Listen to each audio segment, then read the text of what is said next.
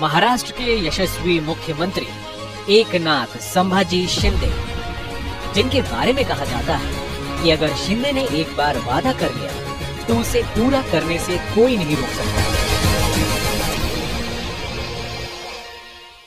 एक बार कमिटमेंट करने के बाद फिर खुद की भी मैं सुनता नहीं।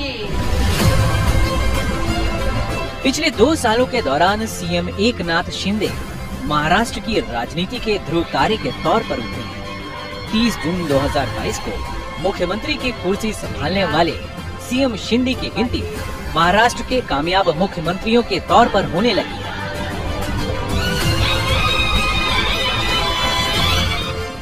पिछले 2 सालों के दौरान सीएम शिंदे ने महाराष्ट्र के लिए हमेशा विकास के एजेंडे को आगे रखा। Agriculture, education, energy, production, IT, tourism, health infrastructure पर शिंदे सरकार ने फोकस किया और बीमार सेक्टर की पहचान शुरू कर दी। फिर उन पर काम शुरू किया, कई योजनाओं का खाका खींचा और उन्हें जमीन पर उतारा।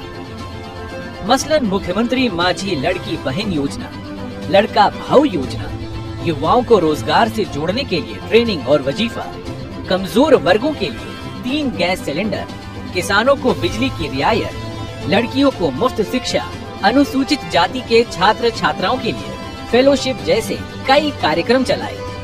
परदेशी गुंतवणुकाचे, उद्योगाचे या सगळ्यामध्ये आपलं राज्य पहिल्या नंबरला।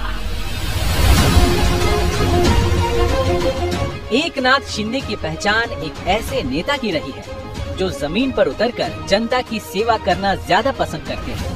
इसलिए जनता उन्हें एकनाथ की जगह लोकनाथ कहना ज्यादा पसंद करती है। हालात कोई भी हो, उनके दरवाजे जनता के लिए हमेशा खुले रहते हैं। एकनाथ शिंदे मूल रूप से सतारा के रहने वाले हैं, लेकिन 70 के दशक में उनका परिवार ठाणे शिफ्ट हो गया।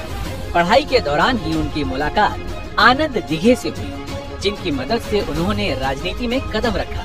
फिर क्या था, फिर संकल्प और मेहनत के जरिए कामयाबी के शिखर की तरफ बढ़ने लगे।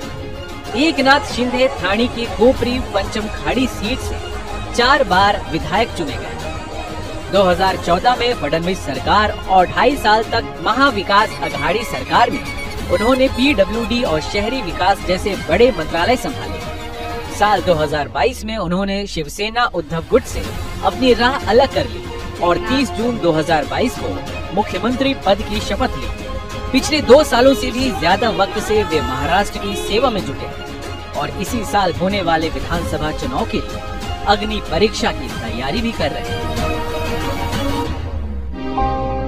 मैं उस माटी का वृक्ष नहीं जिसको नदियों ने सींचा है। बंजर माटी में पलकर मैं मृत्यु से जीवन खींचा है। मैं पत्थर पर लिखी इबारत हूँ, शीशे से कब तक तोड़ोगे। मिटने वाला मैं नाम नहीं, तुम मुझको कब तक रोकोगे।